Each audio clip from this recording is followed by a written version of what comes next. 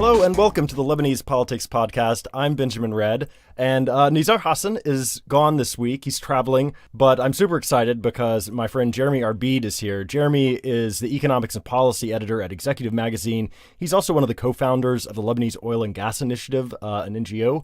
And so super excited to have you here this week. Yeah, it's great to be here. I'm excited too. The weather is beautiful outside, and we're going to talk about economy, all the news last week, and real estate, the subsidy. Yeah, like you may not think that real estate is the sexiest of subjects, but real estate is what caused like the 2007-2008 financial crisis in the West, right? In the U.S. In the United States. So it can have really big consequences. And what we're seeing here in Lebanon could be problematic at some point in the future.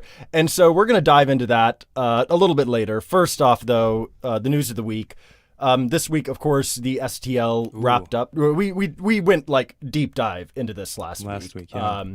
But yeah, so everything wrapped up as we thought. On Friday, the final defense team wrapped up. And so everything's done. And now we're just waiting for the verdicts. People think it's going to be in 2019, something like that. It just depends on how long the judges need to go over all of the evidence and all of the arguments and come to a conclusion, right? Right, yeah. Also this week, we had a fun event down in Dahye, the municipality of Ghobeiry, which is one of the municipalities in the southern suburbs, decided to name one of their streets after Mustafa Badruddin, who is one of the original defendants at the STL, accused of killing Hariri. And also he was like one of the top commanders in Hezbollah in Syria and everything. And he died in Syria a few years back. And so the municipality thought, okay, well, let's name a street after the martyr. It's quite interesting timing, though, wouldn't you say? Right when the STL is wrapping up and everything. I find the timing on this very interesting as well. So what happened? They decided to name the street, but how did that work? Well, there's different stories, right? Okay. So, the Interior Minister, Nohad Mashnouk, who was with the Future Movement, of course said, I never okayed anything. This is wrong, against the rules or whatever. But then the municipality came back and said, well, actually, you didn't need to okay it. We submitted it. You didn't respond to us. And so according to the law, we can now just go ahead and name it what we want. And so, it's sort of like up in the air as to, because it seems to me like there has to be some way for the Interior Ministry to, get what it wants done, because the municipalities are sort of under. Right. So you think it was a blunder on Mashnouk's part, or? I have no idea. It was very interesting it sectarian sounds, overtones. It sounds totally reasonable that a municipality might send one of these requests to the Interior Ministry, and then it just gets lost in the paperwork, and nobody ever. It sounds totally reasonable. So I don't know. That happens a lot, yeah. But yeah, Hariri, obviously, he was not happy about this. He came out and called it like the mother of all strifes and everything. That symbology of doing it this week, that's definitely important. The timing of it, and it does have that sectarian undertone to it, doesn't it? Oh yeah, for sure. Okay. The name of the street has been placed on the sign already, or it's not gone up yet, or where? No, we have pictures of it, so it's actually there. You can go down and you can see. In the Arabic, they actually call it like Ash-Shahid, the martyr, Mustafa Badruddin. Because finding street names in Lebanon is quite difficult, I've found. So it's nice to They've actually got one marked. Maybe, despite the sectarian implications of this, maybe this is a step in the right direction, right? We also had, we have an ambassador from Saudi. The new Saudi ambassador, okay. Yeah, who's not really new, right? Walid al-Bukhari, he's like an old hand in Lebanon. He's been sort of like the head of the mission when the old ambassador left in August 2016. He took over sort of like day-to-day things. And then we had a new ambassador who was appointed in, I think, September of 2017, presented his credentials in January 2018, but then left in March of 2018. And so he's been taking care of, Bukhari's been there with the exception of this several months period where Walid al-Yaoub has been the guy. Bukhari's already been doing all the work of the embassy. He was the charge d'affaires, what you would call. Okay. Exactly. The day-to-day manager of the embassy, and now he's been appointed, but he still has to present credentials, right? right? Like the whole formality of it has to be. He's not the ambassador yet, but that will happen, I'm sure, relatively soon. But this is important, though, because so that guy that we spoke about, who is the ambassador just for a few months, right? What happened? Well, he was seen to be, if you remember Tamer Sabhan, that guy, the Minister of State for Gulf Affairs, the Saudi minister, he had the Lebanon file when all of these things happened, let's say. So Sabhan was in charge of the Lebanon file for Saudi during that whole thing that happened last November with Hariri when he was what happened last November? He resigned and then didn't resign. I'm still I don't know. Yeah, I mean it's come out since then that apparently he was arrested. And the Saudis just held him for like a month before he came back, or a few weeks before he came back, and then unresigned. So he resigned, I think, on like November 5th, and then unresigned, took it back on like December 4th, something like that. And that was part of the whole anti-corruption campaign that the Saudis were undertaking. Right. They say it's an anti-corruption campaign, right? Activists have cast doubt on that, whether it was an anti-corruption campaign or whether it was sort of like a power play by Mohammed bin Salman, the deputy crown, the crown prince now.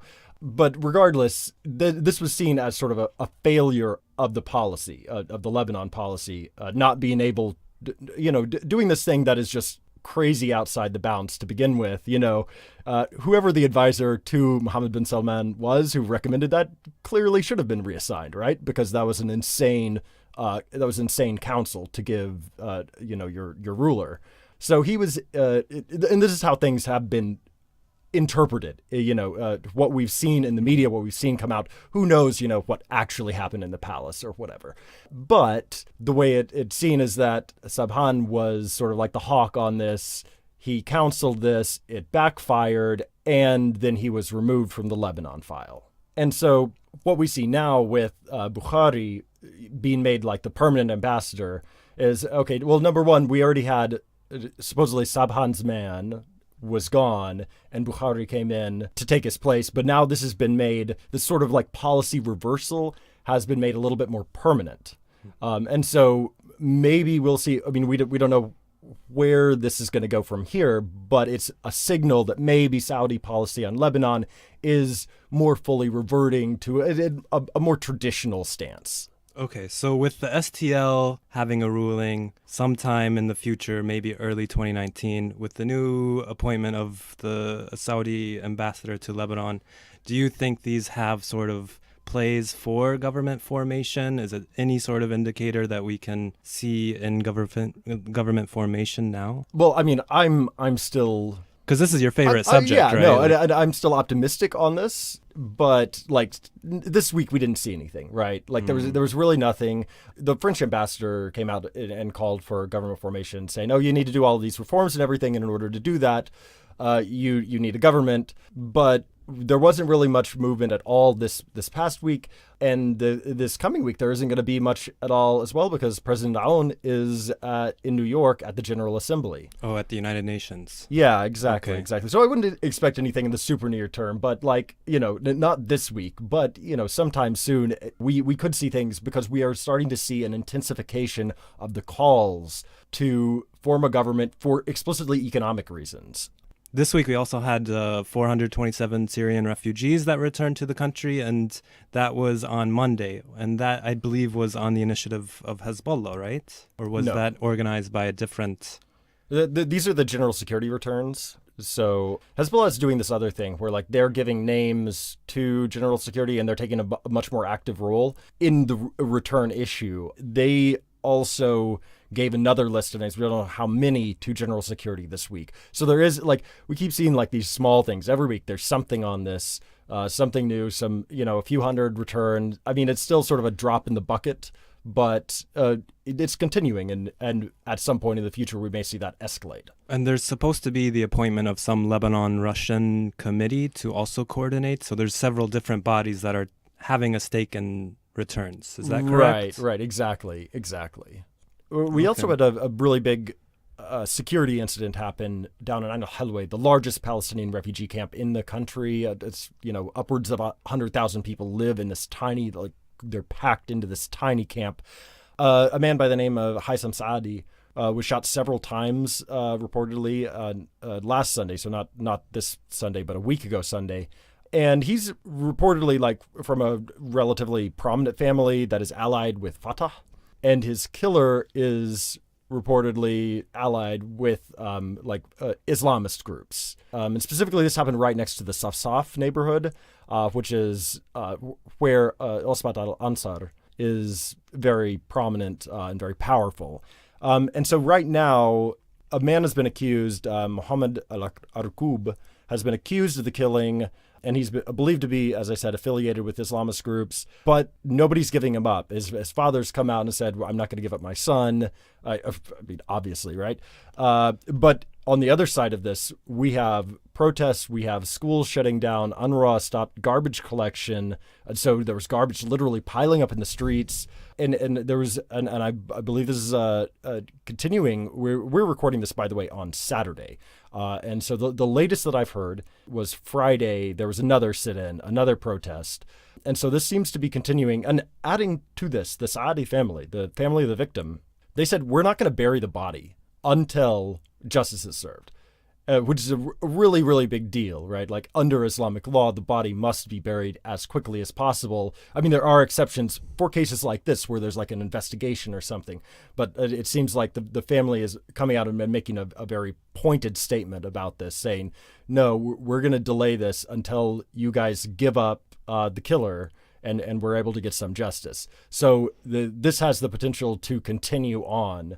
And I'm not sure I'm not sure what the state of garbage collection is right now. I don't know if that's restarted or not. I don't know if the schools have reopened or not.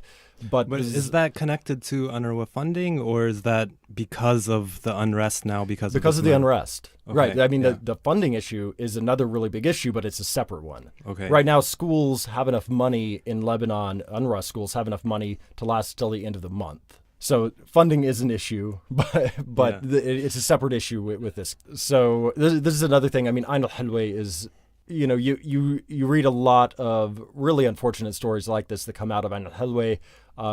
It's one of those cases where there's a lack of any sort of real good governance, and there's power struggles. The Lebanese government doesn't interfere, right? So it's Palestinian authorities there.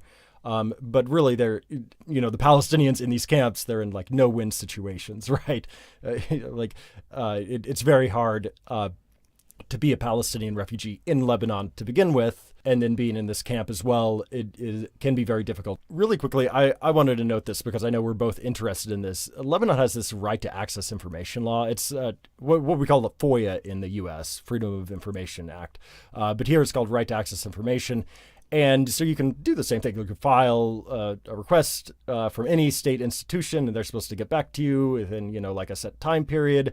And I have never had it work for me. Oh, really? I've had positive, but I also had probably more negative experiences with it. But there's several issues with the law, including having really no recourse if you make a request and it gets denied or ignored for whatever reason. There's supposed to be, I think it kind of translates as the Anti-Corruption Commission, the body that you would appeal to. But that would require auxiliary legislation, and it just has never been produced. Although, the Speaker of Parliament has said over the course of the last year, because the law was passed, I think, in April 2017, so it's been around for a while, the Speaker of the House said that he wanted this anti-corruption committee. It just hasn't come to fruition. So what do you do when your request is ignored? Right. There's nobody to appeal to. Right. Yeah. That's what this body is for, and it's not there. So, although I was told, I went to a workshop that I think it was hosted by the Lebanese Transparency Association, and a judge from the Shura Council, the State Council, was speaking there and said, if you have this situation, if you have a request that's been denied or ignored, come to me and I will hear the case. Okay, I went down there one time, tried to call on the telephone, couldn't get through. I went down there instead, couldn't get through, through the front door, even past the reception.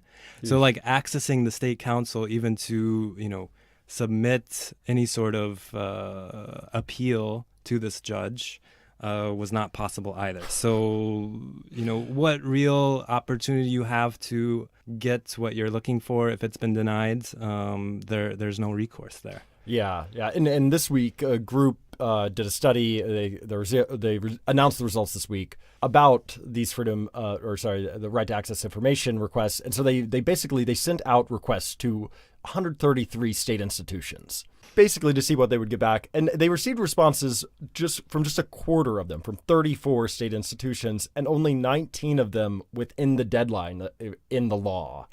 And so this just goes to show, wow, we're not alone in having issues with this. State institutions, by and large, are not compliant with the law. Right, and the law does other things as well. It requires the institution to publish an annual report, which would require a website. And at the municipality level, many cities do not even have a website. So there are capacity issues with the law. The law itself is not fully implementable. People ignore it, institutions ignore it, and that's maybe because of a lack of understanding of the law, but it also may be intentional. Yeah, because we've both had the same experience at certain ministries. Yeah, the finance ministry, right? Yeah. They you were quoted in the Daily Star on this as saying it's a black hole. I totally agree with that as well. Supposedly the finance ministry is supposed to be so, with it and everything, and, with the reforms and everything, but they're just on this issue for whatever reason, they are just very backwards to the point of it seems intentional. It is strange, though, because their website has a ton of data. Yeah. Basically what you want to see on there besides budget but if you want to see the fiscal performance numbers, it's on there and stuff like that. So it's a bit strange, but for whatever reason they are not fulfilling it, but there's positive results as well. I've had it from the Lebanese Petroleum Administration, from the Council for Development and Reconstruction, so it's kind of, my experience has been mixed as well. Speaking of the finance minister, Ali Hassan Khalil, he came out this week and said there's no new taxes in the new budget. Right. So the new budget, the finance ministry prepares this every year. They send it to the Council of Ministers on the 1st of September or by the 1st of September. And then the Council of Ministers is supposed to take a look at it. Of course, we don't have one. We don't have a cabinet right now. But once we do, they will take a look at it, and then they will pass it on to Parliament, whose first order of business when they start their October session is to pass this budget. That's how the system is supposed to work. And so there is a budget, like a draft budget that the finance ministry has done, and they've given it to the Council of Ministers on time. And there is another step as part of that process, and that is an audit. An audit of the previous year's fiscal performance, let's say. Right, that is a whole nother can of worms. Okay, let's not jump into that. But the audit, let's just say that the audit hasn't been done since 2003, and constitutionally it should be done before the passage of the budget. So, right. So, and they're saying this year it's going to happen. But they said that last year as well. So we'll see what happens with that. Point being, there is a draft budget completed from the finance ministry's side, and Khalil came out and said there are no new taxes in it. But we just need a government to move that on to Parliament to pass into a law. Right. And he specifically came out because Riyad Salameh, the governor of the central bank, was reported as putting out there like a potential 5,000 lira tax on every 20 liters of gas that's sold in order to pay for a housing loan crisis, which we'll talk about in a minute. And Khalil came out and said, no, we're not doing that. And there are no new taxes, which I think is interesting because, our finances are pretty bad, right? State finances, we're like $80 billion in debt, which means the debt to GDP ratio is like 150% or something like that. Very, very high. And so if there aren't new taxes, then that means are we going to fix our deficit? Are we going to fix our debt? How are we going to do that? Yeah, that's a great question, how to restructure the public finances. And for us, it's a difficult question to even begin addressing because we don't get to see inside the budget. We don't really get clarity on what is being spent and what's coming in. But the tax on gasoline, that 5,000 lira tax, was removed sometime in 2015 when the oil prices dived. So it was kind of a way to give a break to consumers as well.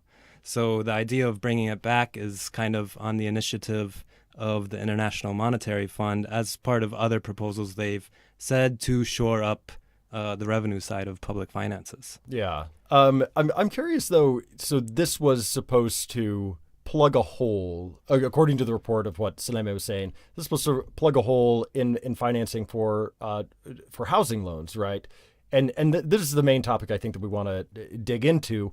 What is going on there? Like, they're talking about the PCH, right? The Public Corporation for Housing. It's much larger than that, but the PCH is a big chunk of it. So there was subsidies that were offered through other institutions, including the BDL, the Bank du Liban, the central bank, which was offered to security forces. The Masraf Iskan, the housing bank, which I took advantage of, also offers a subsidized loan at much higher limits. And we'll dive into that a little bit more. But the PCH was a big one, and it's quite a big issue, a big problem with the subsidy coming to a halt. It's a big deal because this, for about 5,000 applicants per year, was the route to home ownership. So, like, it's targeted at like lower middle income first-time right? home buyers, low-income households. Really, the limit for the PCH loan is $180,000. And where can you buy a $180,000 apartment in Lebanon? Certainly not in Beirut and not in the lower foothills of Jabal Lebanon, of Mount Lebanon. So you really have to get outside of Beirut to take advantage of this PCH loan. So the PCH, the Muassasa Iskan, they offer subsidized home loans, locally referred to as Iskan loans. And the institution was started in the 1990s. They gave their first loan in September 1999. And they were able to offer the subsidized loan thanks to the central bank. So what the central bank did was tell commercial banks that they could borrow against their capital reserves, an amount of money that they keep at the central bank for liquidity purposes, technical reasons like that. And the central bank said that they had to offer a special interest rate to home borrowers of loans to purchase homes. Okay, so the BDL was saying, like, okay, we're going to subsidize this. We're going to let you banks do, like, some special things you don't normally get to do.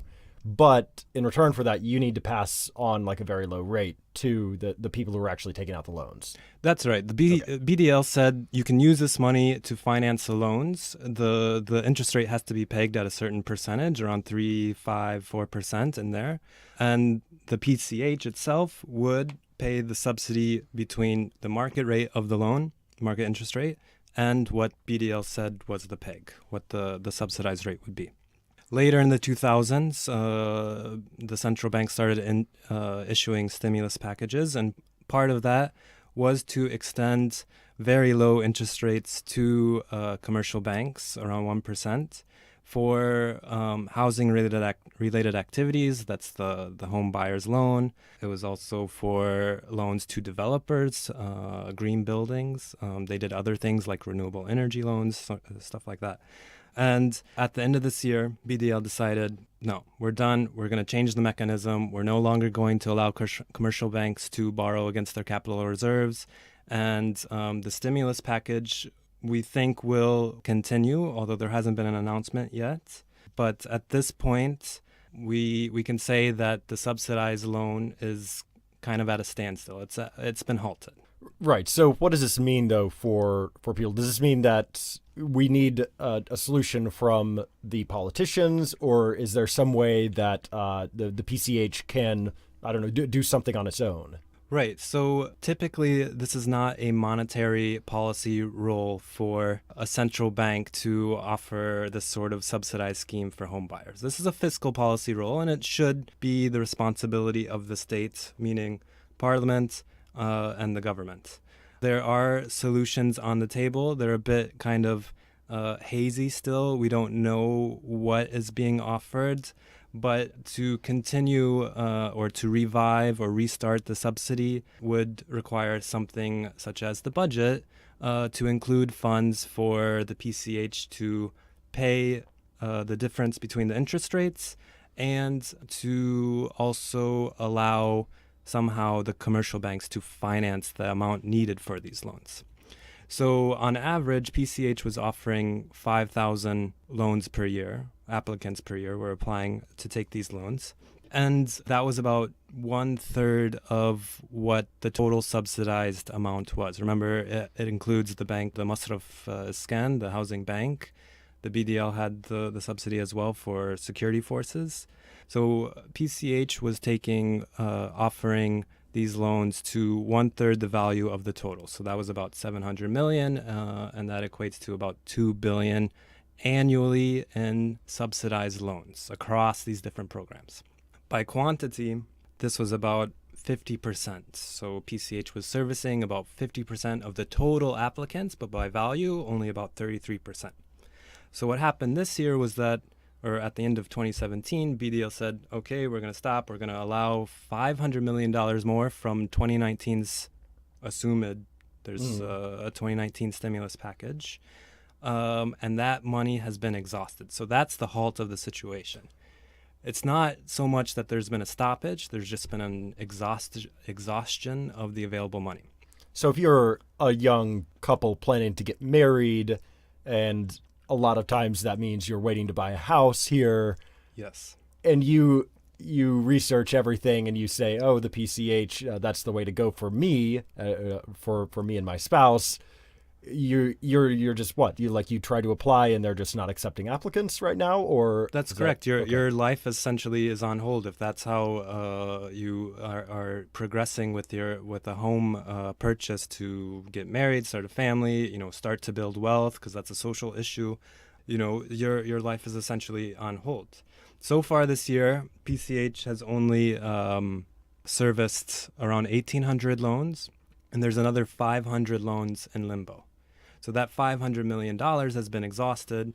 1,800 applicants were able to go through the PCH to get their loan. 500 are in limbo.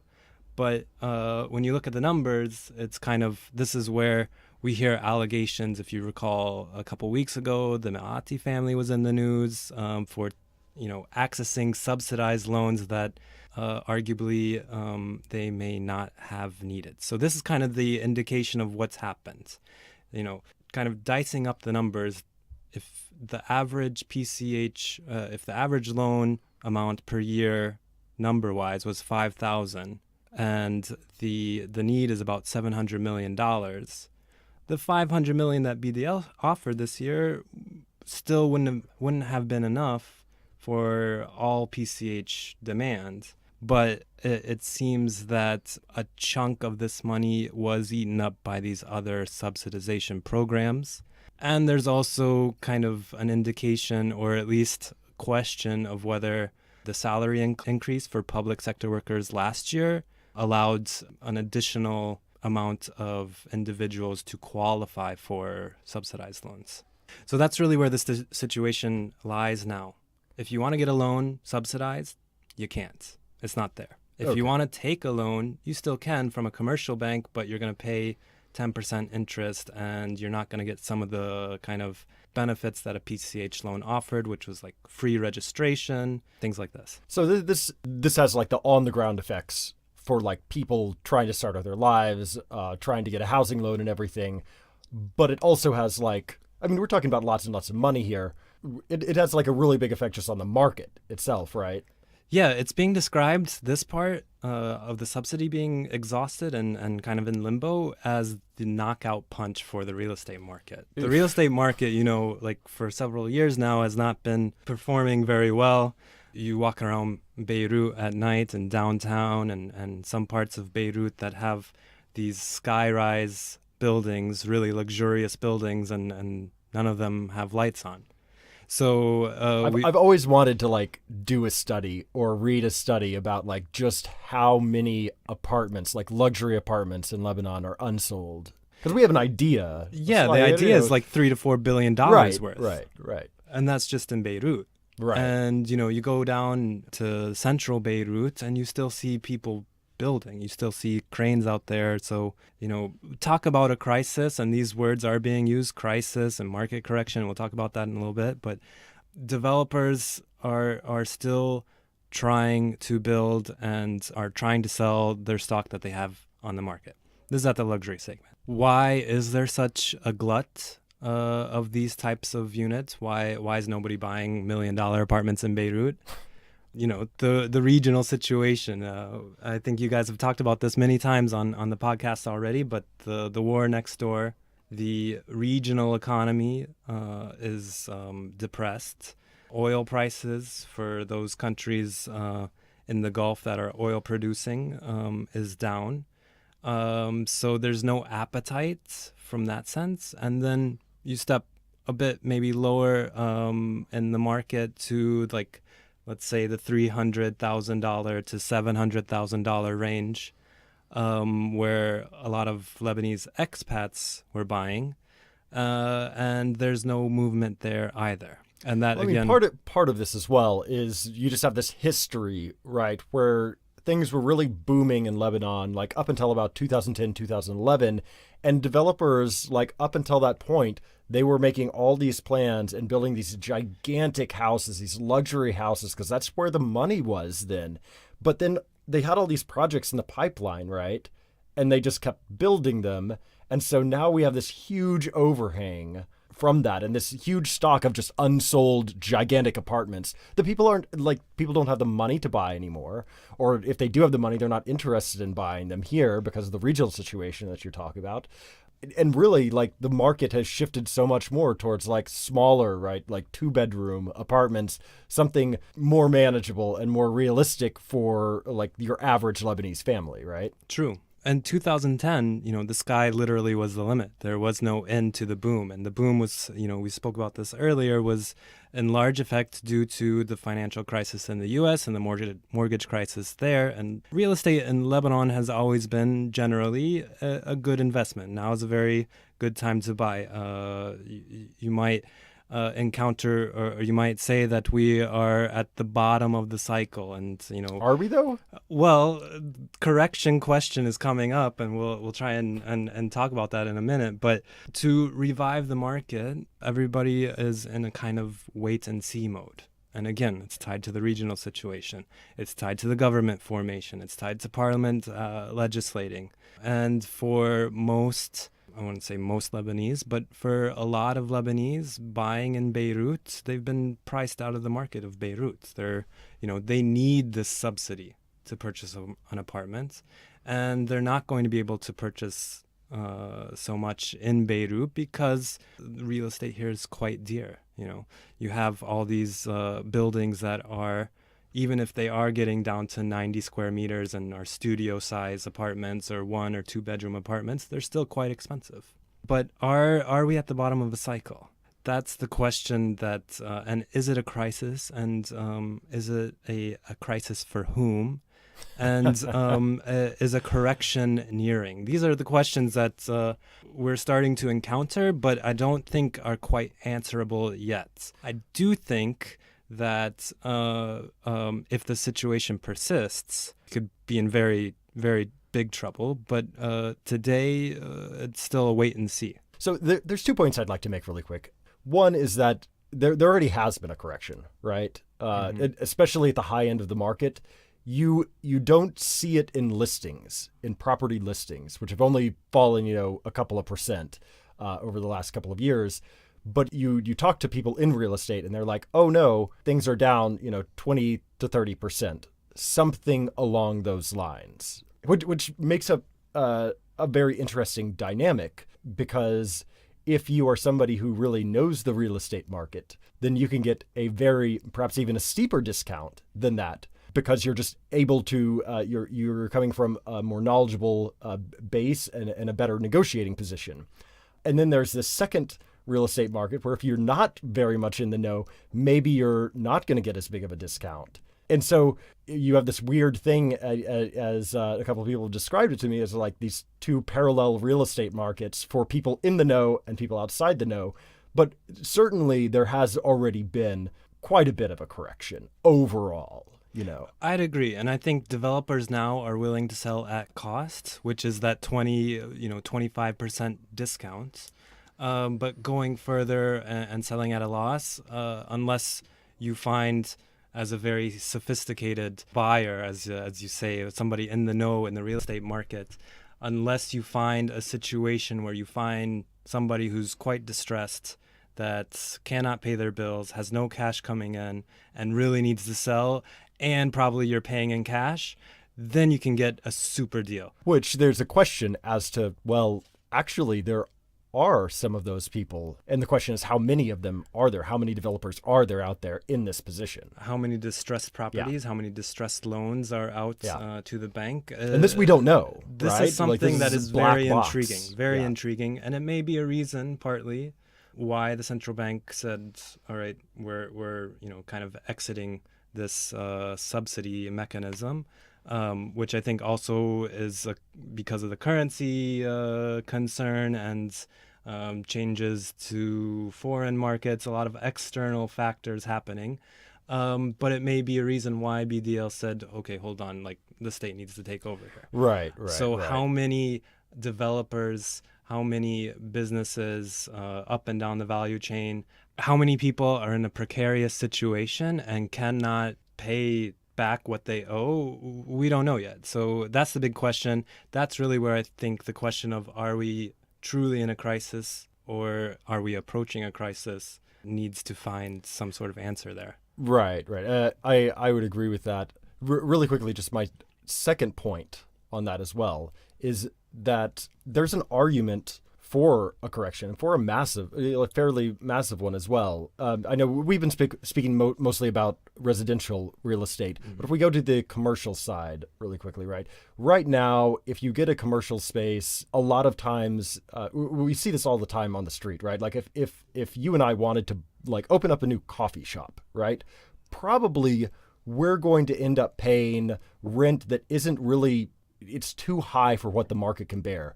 And what that means is that we're going to be selling each cup of coffee for a little bit too high of what the market could bear.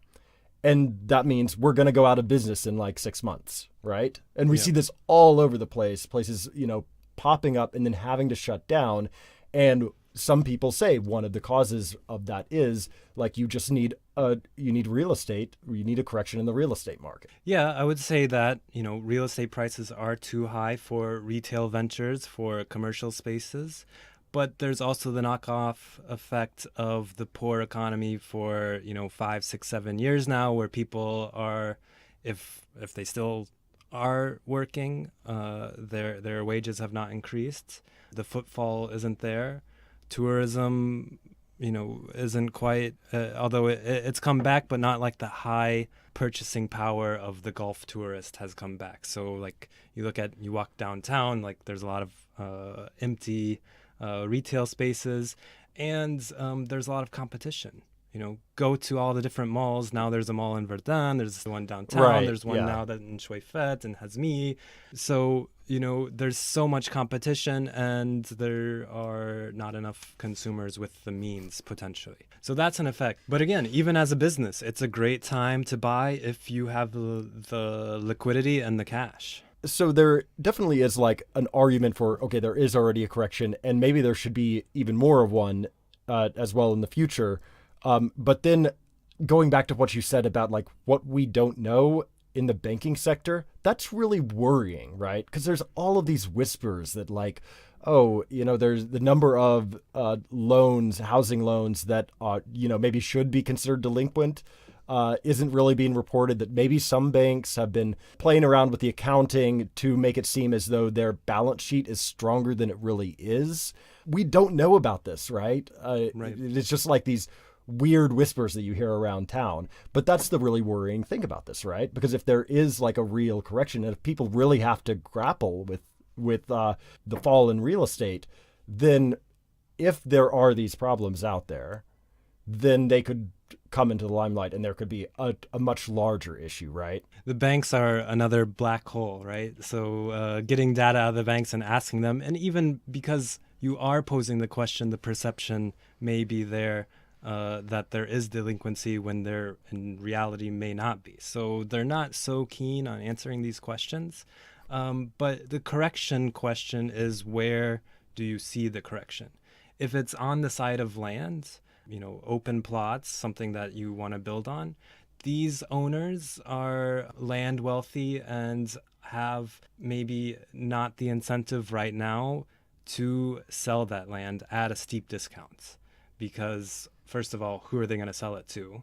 And second of all, they may not have the cash flow issues that the developers or the home buyers have. So they want to sit on their wealth and wait for a time that is conducive to and there's them. a long history of people just sitting on their properties and not doing anything with it. True. In Lebanon.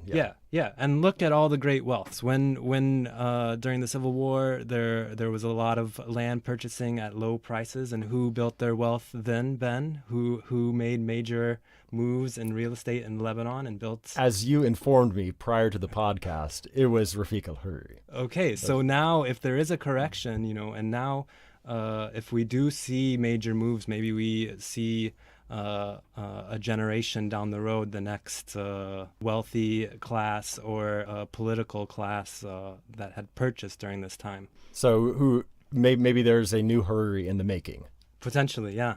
Oof. Well, that's fun. So very exciting. Well, that's all we have for today. Thanks so much, Jeremy. It was a pleasure having you on the podcast. Thank you. Hope you come back sometime in the future. I would love to come back. It's very exciting, and it's not too cramped or hot in this apartment for me to return. I would love to. All right. I'm Benjamin Arid. I'm Jeremy Arid. And this has been the Lebanese Politics Podcast.